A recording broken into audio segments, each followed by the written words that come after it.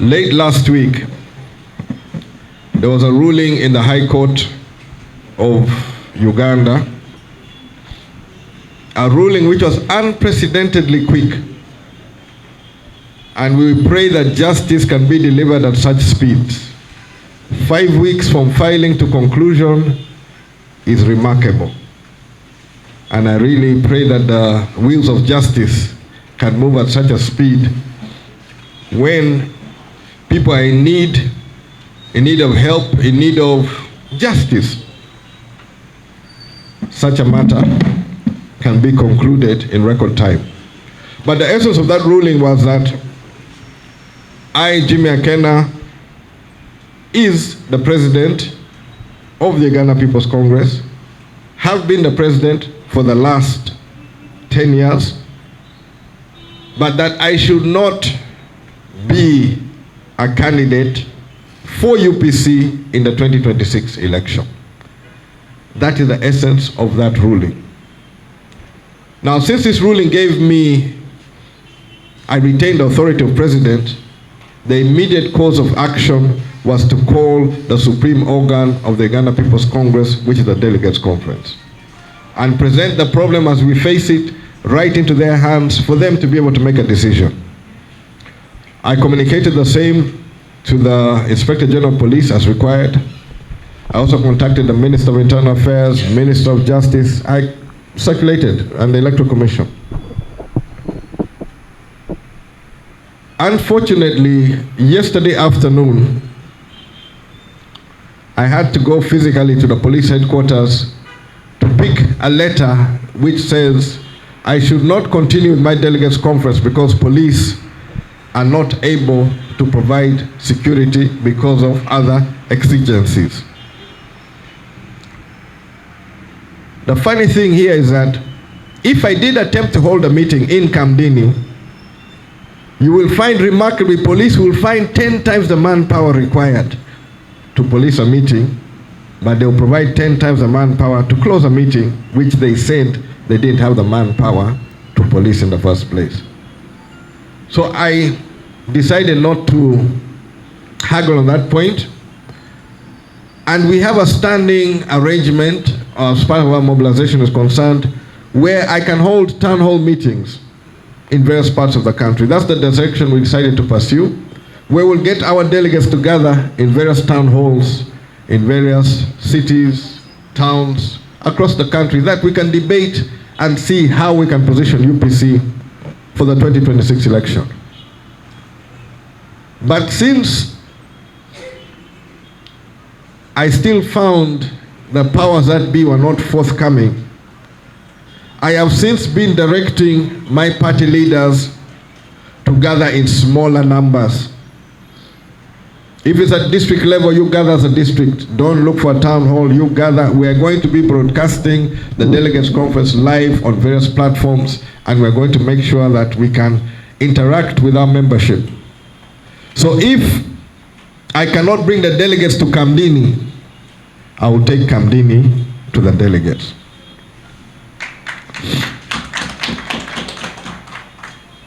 UPC is a historic party with a historic legacy in Uganda. We are here to put our mark on the 2026 election. And I want to repeat this, which I've been saying over a period of time. If you are not comfortable with UPC, argue with us, tell us off, debate us. But don't do these funny tricks. If you believe that you're the God's gift to Uganda, please, don't frustrate us. I have a simple message, and it's in the words. Not by force, but by persuasion.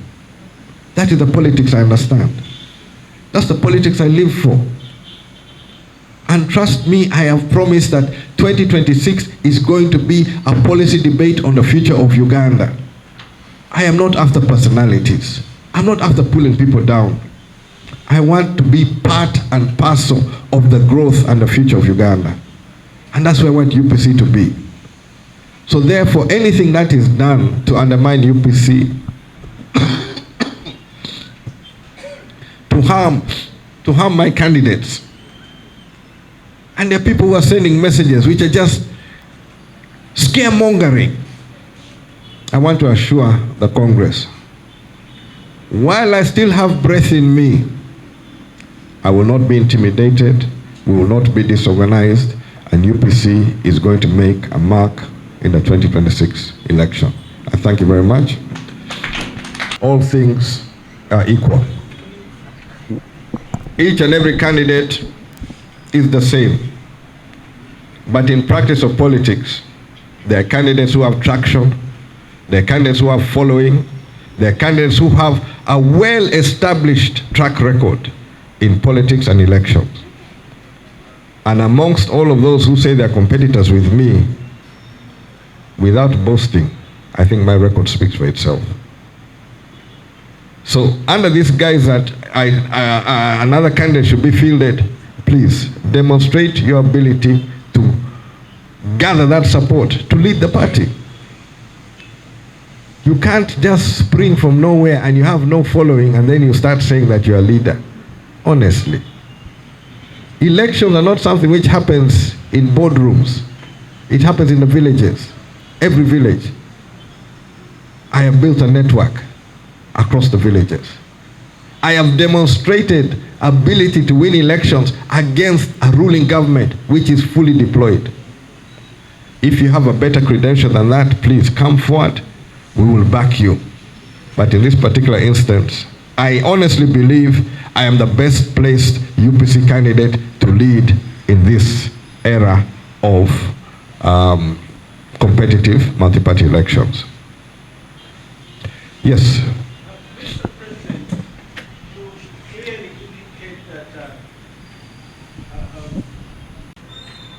That's a very important point, and I wish to state categorically that I have tried to reach out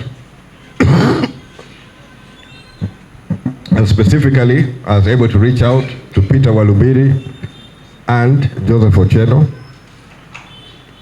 We've had an interaction and we're going to continue interacting. So mine is not about rivals, internal party rivals. I don't have a problem with. What I have a problem with and what I've expressed is external. We have been in court on UPC cases. There are cases which have been there since 2015. They are not yet resolved. But suddenly a case comes in 5 weeks, all submissions, ruling is out. Definitely there was interference. I mentioned it last time. The law firm which is supposed to have procured that judgment is well known and well connected to a competitor in another political party. And this political party has been holding the instruments of power for almost the last 40 years. And still they're not comfortable with Akena contesting. What is the fear? What is the fear of Akena contesting? And in UPC, I don't think there's anyone anywhere who does not know that Akena is UPC. I have carried the UPC flag into Parliament 4 times. I have supported every UPC by-election. I have stood with candidates. I have campaigned. I have done everything to make sure this party shines. And now you want to strip me of being UPC in a general election? I've assured people that it's not going to be business as usual. And trust me, the policy debate is going to leave people shocked, and there are others who are not going to recover at the end of it. But I can assure you, UPC will emerge from this election much stronger and better prepared for the future.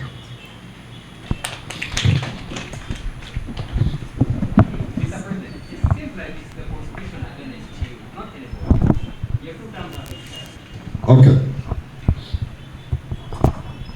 What does it say in the National Constitution? National 1995 Republican Constitution of Uganda. What does it say? I am talking about the Republic of Uganda, to which all constitutions are subordinate. What does the Constitution of the Republic of Uganda say? There are no term limits. Why? They were removed in 2005 to accommodate Yoweri Museveni. Yoweri Museveni is a candidate for 2026. Jimmy Akena wants to be a candidate for 2026. Jimmy Akena is going for third term. I don't dispute. Norbert Mao, how many terms? Fourth, fifth? Mao is fourth, fifth. Museveni, nobody knows. Been there forever. Now, why penalize me? The national constitution, national, which all of us must abide to, does not provide for term limits. How can you punish me? Give me a red card in a game, a red card for a crime which no longer exists in the Republic of Uganda. Honestly, this is not being, it's not being fair, it's not being true. I'm a competitor. I do motorsports. We go by rules, and rules keep changing, they keep evolving, they keep changing. You cannot penalize somebody of a rule which was removed in 2005, 20 years ago. 20 years. Suddenly a judge wakes up, hey, let's use this one. How? No, this is not, it's not being proper. And clearly I know why it is being done. And I want to encourage my UPC members, it is being done because we are making our point heard. We're being felt. Our pathway is clear. So I urge members, do not be discouraged. Stand up, stand firm. We're going to make it.